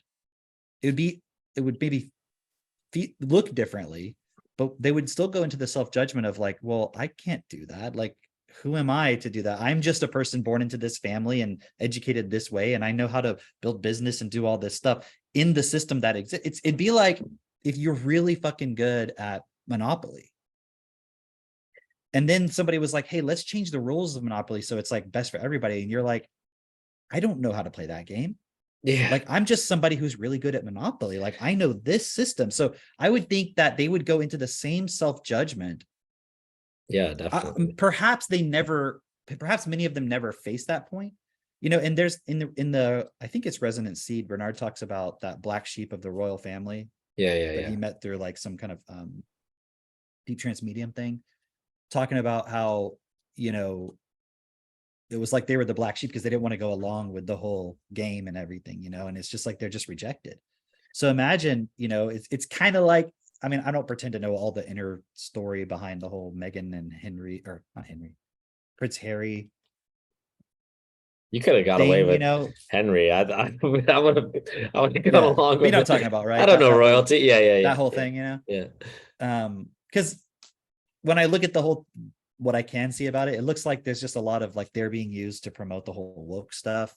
Yeah. You know, but then it's kind of like, how can she betray her family? And it's like, or how can he betray his family? It's like, you mean his royal family that just like fucking controls people and maintains the whole thing of inequality? Like both sides to me are totally fucked. Huh? Do you remember that old film of there's one of like the Johnson and Johnson heirs created this film that went around interviewing all the heirs of different families. When you say like, old, you don't mean like really old, just like, no, it's like from the 90s or early 2000s. Was it about like all the rich kids? Yeah, all the rich kids. Yeah, I know what you're talking about. Yeah. Yeah. And like he went around, he interviewed like Ivanka, he interviewed like some of the Vanderbilt kids, and like when he was making the film, his parents were like really against it. They're like, come on, you can't do that. But anyway, but he was a rich kid too. He was a rich kid too. Yeah.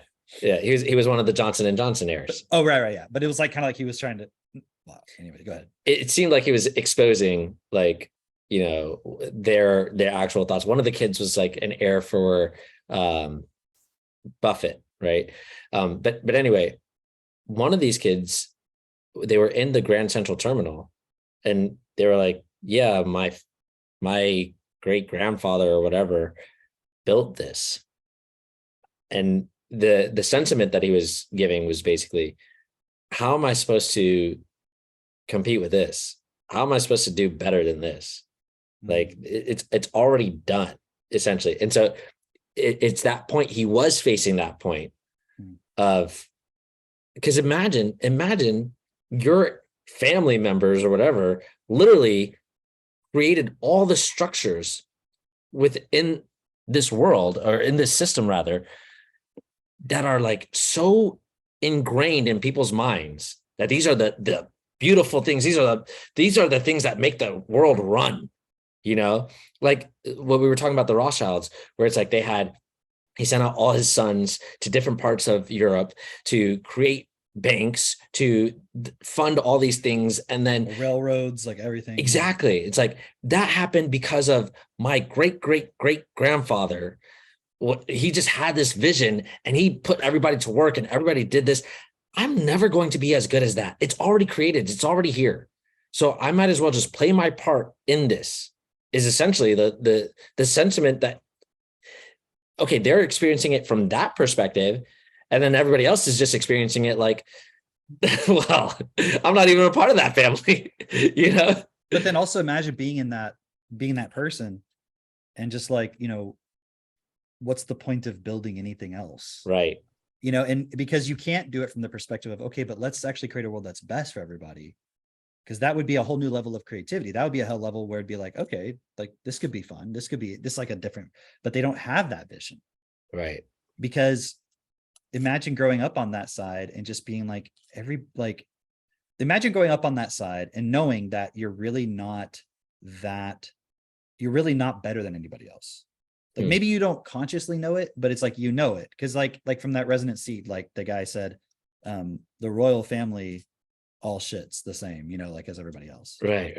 How he phrased it, but yeah, you know, like even the queen takes a shit. The Queen of England is like sitting on the toilet, you know, taking a dump. Like, can you imagine, like, it's a golden toilet. Okay. Yeah, you know, but it's like she has to go in there and, you know, do whatever they do with their skirt or dress or whatever and sit down and take a dump. And then she's probably sitting there like, okay, all right, wipe my butt, you know, like it's like she's fundamentally the same as everybody else. She just has different programming. She was born into a different situation.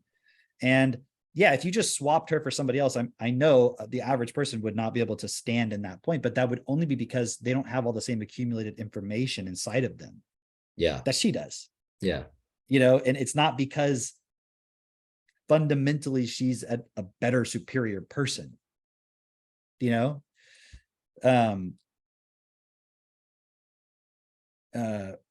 So it's like, if you were born into that and then you're like, what am I supposed to do? Oh, no, that was the point. You realize you're not actually fundamentally better, but everyone else in the world is so just accepting of themselves as slaves. So what the fuck can you possibly do about anything? Yeah. You know, it'd be like working in the zoo as a zookeeper and then being like, I should free these animals. And you're like, well, they would just like die. You know what I mean? Like, that's probably how you would think about it, you know, because you wouldn't know like what you could possibly do. And then I would say probably in most cases, you wouldn't even think about it. Like, I look for myself, like if I was born, you know, a child into a family of making, you know, where we had $5 billion of assets or something, you know, or whatever, like you grew up in like a castle with servants and stuff, like why would you even question things? Right. No. Why would you? And you could, people could say, well, you know, why wouldn't you? Like, you're just a bad person if you don't. But that's like a judgment, because then on the side that you're on, if it's like, what if you could stand up, you'll still go into a self-judgment of yourself about not being good enough. Right. So it's like, we can't project that responsibility only onto the people who we are blaming for the problem. Even if we think that they're pure evil, then it's like, well, then what would be the value of being mad at them? It's like, yeah, how is that going to change anything? Like, you're yelling at, stop being so evil. You know, you're really a bad person. And it's like, yeah, I know. I love it. Like, why would they care? Right. You know, like, so that can't be the solution. Yeah. Just getting mad and blaming, you know. There's that video. You remember that video where one of the like first videos of Alex Jones confronting one of the cabinet members or presidential advisors, right, about like his involvement with Bohemian Grove, and like Alex Jones is interviewing him, and then he's like, I'm Alex Jones and I exposed this whole thing, and the guy's just like, well, then I disrespect you. I disrespect you for that. And like, it's like, it was so funny because you see him get heated, but at the same time, he's like, and Alex Jones is trying to say he's like a bad guy. He's like, that was not very gentlemanly of you to do that. Like, he's like, heard that, yeah. Doesn't care what Alex is saying at this point. He's just like, I disrespect you, and I disrespect you for interviewing me this way. I truly do. And like, it's like, doesn't care what you little peon are saying. It's like, you're disrespected. Huh. And it moves on, you know, like it's like that, right? It's like, oh, you're a bad guy. I disrespect you for saying so. Keep it moving, Yeah. you know? Yeah. It's like he didn't even take it as a yeah, I see what you're saying. It's like that's disrespectful. Yeah. It's fascinating, huh? Right. Like you didn't hurt me. That was just disrespectful of you. Like, you don't It's think like if the teacher said something that didn't make sense and you were like, hey, you're an idiot. They would be like, you're disrespecting the authority of the teacher. right. Not like you right. hurt my feelings. Right. Or not like you made me question my intelligence or my capacity. It's like, hey, you're disrespectful. You're stepping out of place right now, and you need to go back. Right. And that's the point. The stepping out of place is like the self-judgment. When you try to step out of place in our system, that's where the self-judgment, it is programmed into us. It is self-accepted. It is based on words. It's based on narratives, right? It's based on a story that we've all been told. Yeah. Right. That we are not good enough, and that you have to be special to have lots of money or to be a politician or we were joking the other day. I forget where we were talking about the whole point about, anyone can be president.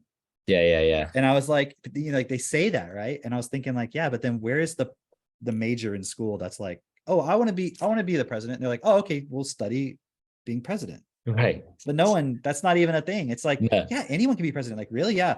Okay. So I go to college and I'm like, okay, I could do math, biology, social sciences. Like, where's the part where I can become president? It's like, poli-sci. It's just saying that, Yeah. No, it's interesting because, okay, we were talking about this as well, about like stepping out of our point within the system or challenging this system. We're going to step out of quote unquote character, right? And we're going to be faced with what that feels like to step out of character, because everyone around you is going to want to put you back in your place. Dude, didn't we all feel that during the whole pandemic point? Hell yeah. Like I remember just even the simple point of going into a restaurant to pick up some food and not wearing a mask, and then being like, and I see my bag right there, and I go in and I'm like, hey, I'm here to pick it up. That's mine. And they're like, you have to have a mask on. And I'm like, oh no, it's okay. I'm just picking this up. Like, you have to have a mask. And I'm like, no, I'm just picking this up. Right. I'll just take it, and like, the fear and the shame and all the stuff, Right. And yeah, dude. If you think about it from a strategic perspective, it's like the point of using it as a way of re-impulsing everybody with the point of social shame and self-judgment of like, you are the peon. These are the rules. You must follow the rules. Like, you don't step out of line. You don't question it. And then every point people try to, like even like the trucker rally in Canada and like all these different things, it was like, I watched something, maybe it was in that pandemic movie where it was like quotes from, it was Justin Trudeau talking, and this point where he was like, we respect their right to peacefully protest, but it was like, if you're going to use, I'm trying to remember how he said it, but it was like, if you're going to use protesting as a way to manipulate the government to change laws, or it was something like that, he was like, that's unacceptable. Oh wow! It was like it was the whole point of saying protesting. it the way he said it, but it was very explicit that he was saying, we do respect your right to protest, but if you're trying to use protest to change something, that is not acceptable. It's like, you have a right to vent, but not if you're going to actually be effective and use it in order to change and so forth. Wow! Really, I mean, it was like blatant about it. Yeah. And then it was, I could see, I'm like, this guy is just an actor. Like, I mean, I'm not saying he doesn't agree with what he's saying, but it's like, he's there to just be that person that's like really good at talking and not breaking character. Yeah. No, that's amazing. Okay. So check this out, right? So we're faced with this point where we're constantly bombarded from all sides of, you're a peon, stay in your place, et cetera. And we know if we stay in that place, what the world looks like. It just continues on the way that it is right now. But right now, you have the opportunity to step out of that and change it. And while you're changing it, yes, you will experience, the turmoil within you, the fear, the whatever, and it will require work. But what that creates is an opportunity for someone else as well. And part of the work is just you're sharing with other people. Hey, you can also because there are other people out there who want to step out of character. They don't know how. Yeah. And you can share with them, here's how you can do it. Actually stand up, actually step out of this character. These are the tools that you can use, the process. And on top of that, the more that you're doing it for yourself and for those others, it allows for others to see, oh, there is a shelter there that I can, it's like what Mitch is always bringing up, the curve thing, the fucking, what do you call those people? The innovators and the early adopters. Yeah. Okay. It's exactly that. It's like, there are just some people that it's not going to click for them until they see something in place. But even if you just look from where we are, even if you just look 4 years ago to today, the amount of structure and community that we've built is like, it is immense compared to what we had. And it allows for so many people to just plug right in and move so fast, so rapidly. We're seeing so many people come into the community, and just being only here for like a couple of months, their life has radically changed. Somebody was sharing on the TT call that we have after the hangouts that we have. They were sharing how they've only been here for a few months. And when they first got TT, they were basically being told, like, hey, give this a year and you'll see your life change radically. They're like, I've already seen my life change so radically that my own parents are telling me how I've changed. They can see it, and that's, obviously, like, when somebody else from the outside sees your change, it's like, oh, so it's not just happening in my mind, or it's not just people around me saying nice things. It's like, oh, you see it too. Okay, cool. And especially when it's your own parents, your parents know you. They've known you for your entire life. They know your patterns and everything. They're like, fuck, you've changed. Like, that is a massive point. I'm sharing that because that happens to so many people now so quickly because of what we've been able to build. But that's only because we who are here right now are understanding what our duties are as far as our responsibilities to ourselves and to our own community of, okay, I'm showing you how to also step out of this character, which means that you get to join. I like to talk about the farm, right? Basically, like, you get to join this farm instead of having to hunt every single day for a squirrel. And maybe some days you go without squirrel, right? But instead, having a farm where you're raising the livestock, you're raising or you're growing the vegetables and the foods that you're going to eat. And yes, it requires daily work and it requires foresight but it also allows you the opportunity to have recreation or recreate yourself, right? And it allows you that time and space. So basically, coming out of survival onto the farm, and the only prerequisite for the farm is, hey, you're going to get some time to recreate yourself, but at the same time, you have to be willing to put in the work to grow more livestock, grow more fruits and veggies and all that, so that other people can also join on this farm, right? Basically, creating the system so other people can join what we're doing and have the same opportunity that you've been afforded, that you've been allowed, that you can take. But you actually have to work it, because if you don't, then you're stifling the opportunity for somebody else, right? And this point that you brought up, Cam, specifically about like caring, it's like when you feel like you're not good enough, you don't care enough, all those things, like the caring thing is just so huge. And I see from my own perspective, and especially for a lot of young people, it's just been driven out of them the not the ability to care, but the desire to care.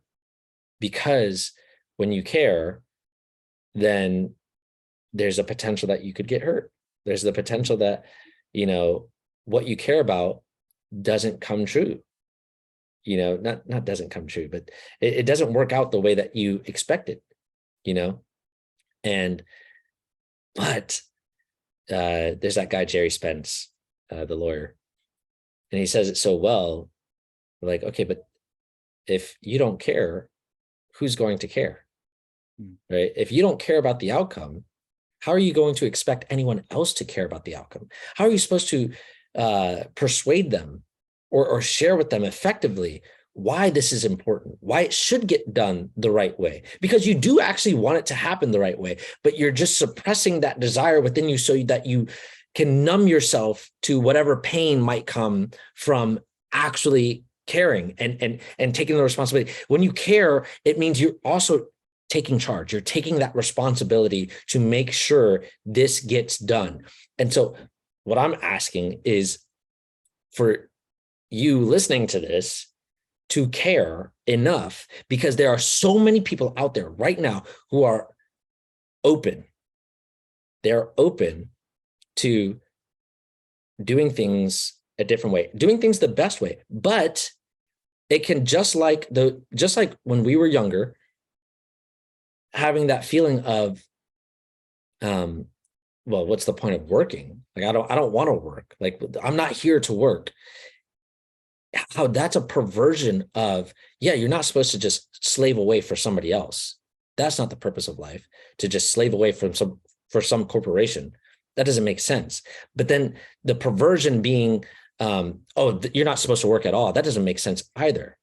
Well, just like these people are open right now, they can easily be perverted into something that's not best. You know, I just want to add this in. I was just realizing this as you said that last point. Like, when you go, like, the way things are set up right now, you put in all this work and you ultimately don't really get any return from it other than survival. I thought that was your phone. Something buzzed. Yeah, that's my phone. Yeah. Okay. You don't get, I'm trying to think of how to phrase it. It's like, because you're thinking, at that point you're bringing up of like, well, I'm not here to work, right? But as you were saying that, I'm like seeing like, okay, but imagine like getting up every day and doing things that contribute to your life and other people's lives. And while you're doing that, you're with other people and you're talking and enjoying their company. And then when you're resting from working, you're with people that you're having good discussions and just sitting around the fire or eating meals together, and like, and there's no rush, you know. And then when you're working together, you can work hard and you can work fast and you can do whatever, but also you can play and have fun. And it's like, you don't feel isolated. Because I think also what stimulated that point of looking at that was when you were talking about people numbing themselves. And I was remembering that video about how the Gen Z under anesthesia is different because they do so much drugs and stuff now that it's like they need higher levels of anesthesia. And it's like they're showing how they're extremely isolated and lonely. And so I was kind of putting those together of like, we don't want to work because the work that the only work that we see as available, and the only one that we believe is available that can provide for our survival, which is therefore the only valid point we can see, because we have that fear of survival. It comes at the cost of not having the things you really want in life. It just sucks up all your time. It sucks up all your energy and the stress that it creates, because it's not something that you're doing in a balanced way that's really coming from you. Then you have to numb yourself. Like, I remember I was getting some gas a while back and I saw, and it stuck out of my mind because that was during the whole Bud Light controversy. Yeah. And I saw this Mexican guy coming out of the, Hispanic guy coming out of the gas station with a big pack of Bud Light. And I remember my first thought, because all that stuff was on my mind about the Bud Light stuff, was like, that guy obviously doesn't give a shit about Right. if Bud Light is promoting trans people, whatever. And then I was just like, and it reminded me of something someone had told me recently about this guy that they have that's like a contractor, and he was like, oh yeah, if you just give him like a pack of beer, he'll build whatever for you, or like, you know, he'll help you do this thing or whatever. And I'm like, oh, like these guys work so fucking hard, man. Like like a lot of these like Hispanic worker guys that come from, you know, Central America, Mexico, whatever, that what we call the day laborers and all that, they work so hard like with their bodies that it's like they have to numb themselves Yeah. every night, you Yeah. know. And but then you look at what the, like, imagine dad comes home and he's like, not even, he can't even really play with the kids because it's like, I just need to numb myself.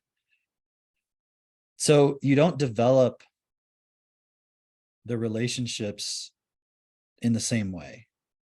Like when you're struggling, when you're trying to survive, everything becomes about that, and you don't even want to give.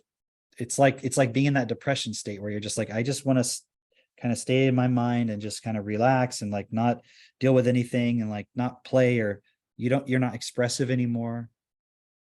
You know, you're withdrawn. And I think that to a large degree, Gen Z is going through that as a generation. Yeah. Because there's not a lot of opportunity really. You know, I mean, AI is accelerating that, automation's accelerating that. And even if there is still some opportunity there of like work, I think they're seeing that it's not long term, it's temporary. Like they're getting that feeling, you know, that like this isn't sustainable. So I think it's a really cool point we're touching on of like, it's not about not working, it's about applying yourself in something that actually matters, and then doing it in a way where you create opportunity for other people, where the opportunity is to also experience the things we all want. The community is so cool what we're doing, because you have one of my favorite things. Okay, I'm exaggerating when I say my favorite things. Something that I enjoy is to scroll through my Facebook and to see all the pictures of people in our community and videos and posts that they make. Yeah. Like, Yeah. I'm looking at it to see what they're doing, and I like reposting that stuff. Yeah. You know, like Austin had posted recently that video of his daughter like reading or recognizing letters at 21 months. And I'm like, That's awesome. It's so cool to me, because it's like, it's not surprising. It's like, if I put gas in my car, I know it's going to go. If I see somebody put gas in their car, am I surprised? No. But this is the kind of thing where it's like, it's not just putting gas in your car, meaning I understand how it works, so I'm not surprised that it works, but it's still a really deep sense of satisfaction of like, it's not even satisfaction, it's like, it's just I'm so glad that that's happening kind of a thing. Right. And so like I saw that video that Mitch posted of them doing the slip and slide, you know, for after the clubhouse or whatever yesterday. And I was just like, it's just so cool. Right. To see that kind of stuff. And like, I'm sure other people are doing slip and slides, you know, but is it from the same starting point of like, hey, we're coming together to build something and to really support the world to change? Or is it we're just having some fun on the weekend, and then we got to get back to school and get back to our normal jobs and just, you know, watch our Fox News and our CNN and just keep things. And so it's not about judging the average person, like, oh, these idiots. And it's not that, it's just understanding the starting point of each thing. And like, how do we get through to even more people? You know, especially in considering that the future is in person. I like to do this podcast, and like, it's cool. I think we get to put ourselves out there, and like, you know, kind of like we're talking about Patrick Bet David and all that, whether we get the same views as they do or not, it's kind of irrelevant at this stage, because we're doing it more for the people that are in the community. Yeah. And for ourselves also, of being able to express the points that we see, but really looking at how can we support ourselves and others to engage more in the real physical world, because that's the place where, if you really think about it, and I know you got to go soon, we'll wrap up, but the real physical world face to face is the only place where you're really allowed to be yourself. Yeah. Like your actual true self. Yeah. Because if you're your actual true self, as who you really are, online, you'll get shit on immediately by everything. You know, and even the people who even approach their true self, like look at a Tucker Carlson or which, I'm just saying people who stand out like Alex Jones or, and everyone has their points where they're still in the system, but even to the degree to where they stand out a little bit, look at how much comes against them. Right. So being able to work with people one-on-one and in groups too, but I mean like physically in the world, and to create that physical community, because it's just like, I know it, like when I hang out with you in person, it's just totally different than, we don't even have to even be doing anything in particular. Yeah. You know what I mean? It's just being around each other. It's like, there's something to that, as we try to digitize our world more and more and more, it's like, it's again, that same point of just, we're isolating more and more and more. Right. And all we're going to do is create more sadness inside of ourselves and inside of our world. And so we have to stand up. It's not even like stand up now or it's too late. It's like, yeah, I guess there is a point where it's too late, but it's just like, why wait? What's the point of waiting? Right. Like why should we do that? Why not stand up now? And then what I've seen is that it opens the door. Like you said, it creates opportunity for other people to then, hey, I can do this and I can stand up. And then when I see that has effects on children, where they're getting support earlier on than they would have otherwise, where they would have just been put in school or in front of a TV or something. And now they're learning to read at a much younger age and developing emotional stability. Like, it's just so cool. Yeah. Yeah. It really is like, so you were saying your favorite things. One of my favorite things is being around everybody in our community. That is literally like one of my favorite things, especially if we're outside at a campfire, like, or like building something. We're like, we have to move things together. Like those sorts of things I really enjoy. And it's really because of the community that we've created, and every person that we add to the community adds to the community. It's not just like we just added another person. It's like, no, there's another dimension of this community has grown, but also it's a better community for it.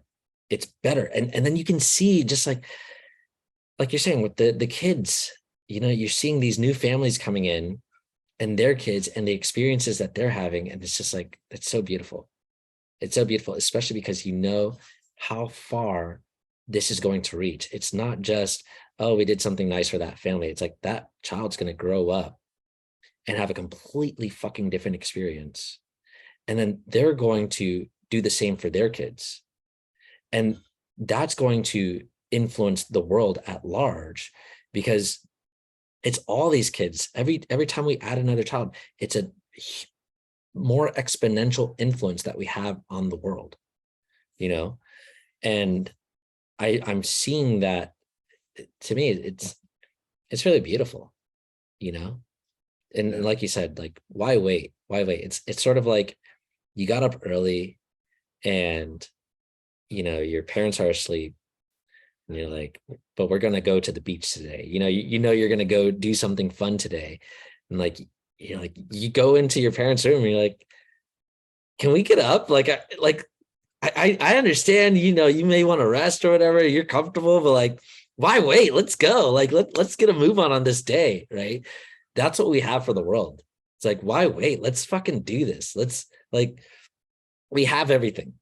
We have everything. We've got the community. We've got the tools. We've got the support. Why wait? And people are open to it as well. Why wait? Like, let's share this, because other people are looking for this and they're waiting for you to share it with them. They're waiting for us, and they're not going to know about it unless we share it. And so that's what we're here to do. And so let's just do it. Let's fucking push ourselves as much as we can this week to share as much as we can, so that we can see this community grow and other people can join. And next week be like, fuck yeah, thank you. There's already so many people that come on the Hangouts that are like, wow, this is amazing. Thank you for sharing this with me. Thank you for bringing this to my attention, for accepting me into this community, and they're going to face their own challenges or whatever of walking their process, but they've got so much fucking support. It's beautiful, So anyway, let's leave it at that. And we'll see you all next week. All right, bye everybody. See you next time. Bye. And stop.